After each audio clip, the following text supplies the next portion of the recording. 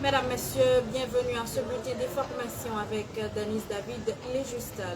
14 497 personnes originaires de la commune de Jacmel et des localités avoisinantes ont signé une pétition pour exiger la libération sans condition du maire Marquis Kessa, incarcéré depuis novembre 2023 dans le cadre de l'assassinat du président Jovenel Moïse. Le déploiement officiel des signatures a eu lieu hier mardi dans les locaux de la mairie de Jacmel en présence du juge de paix Antonius Alexandre qui a constaté la régularité de la procédure.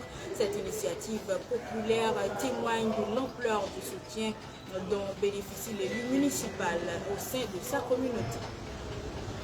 Le parti politique Convite National monte au créneau pour exiger la libération du maire Marquis Kessa, détenu en novembre 2023. Le coordonnateur communal de Kona, Hector Noël, a lancé un appel à l'unité des formations politiques du Sud-Est pour créer un front commun en faveur de l'élu municipal.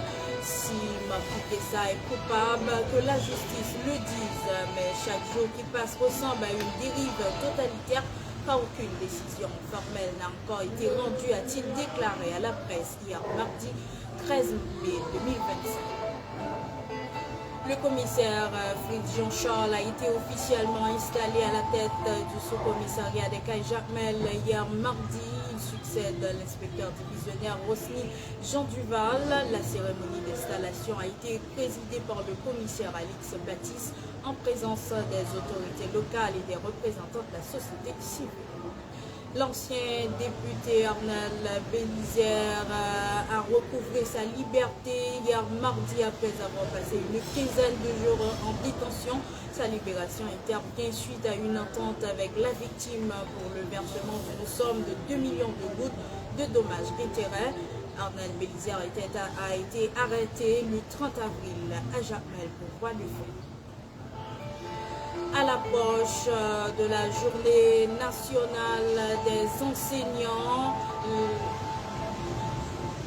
prévu le 17 mai, le groupement des éducateurs pour une nouvelle éducation dans le Sud-Est, Genèse, monte au créneau pour dénoncer l'attitude du gouvernement haïtien face aux revendications des enseignants. Lors d'une conférence de presse tenue hier mardi, le président du Genèse, le syndicaliste Jackson Pierre, a accusé les autorités d'avoir foulé aux pieds les engagements pris envers les enseignants. Selon lui, aucune des promesses relatives à l'amélioration des conditions de vie des enseignants, notamment les avantages sociaux, la nomination des enseignants et la remise des cartes de débit n'a été tenue.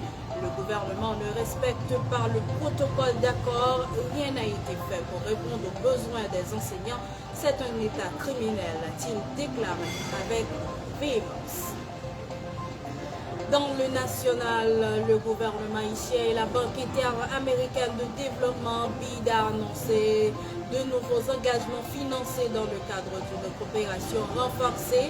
Lors de la 8e édition des Mardis de la Nation, le ministre Alfred Fils Métellus a présenté les grandes lignes d'un appui de 243 millions à près de dollars, dont 143 millions déjà disponibles. Parmi les projets prioritaires figurent un programme d'eau et d'assainissement pour 30 000 foyers dans le Nord et la réhabilitation de l'hôpital universitaire Justinien. Dans une correspondance adressée au Premier ministre Alix Didier Fils-Aimé en date du 12 mai 2025, l'association des professionnels du pétrole appelle à l'aide une possible paralysie totale du secteur pétrolier en raison de la montée de l'insécurité généralisée. Nos capacités sont à bout. Sans intervention rapide de l'État pour garantir un minimum de sécurité, l'approvisionnement en carburant pourrait interrompre, menaçant l'ensemble de l'économie nationale, a averti la paix dans cette lettre signée par son président Rodolphe Rameau. L'association sollicite une réunion d'urgence avec le chef du gouvernement pour discuter des mesures concrètes visant à sécuriser les opérations d'importation, de stockage et de distribution du carburant à travers le pays, rapporte le Nouvel.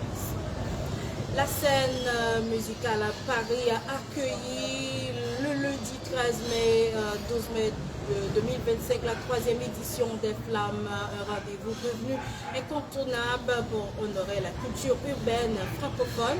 Parmi les artistes distingués lors de cette cérémonie, le chanteur haïtien Joey Douette Filé s'est illustré en remportant le prix du meilleur morceau caraïbéen ou d'inspiration caraïbéenne grâce à son titre entraînant 4 ans.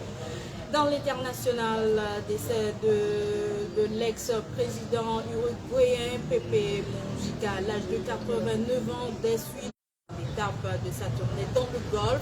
C'est la plus importante commande d'avion dans l'histoire de Boeing, a assuré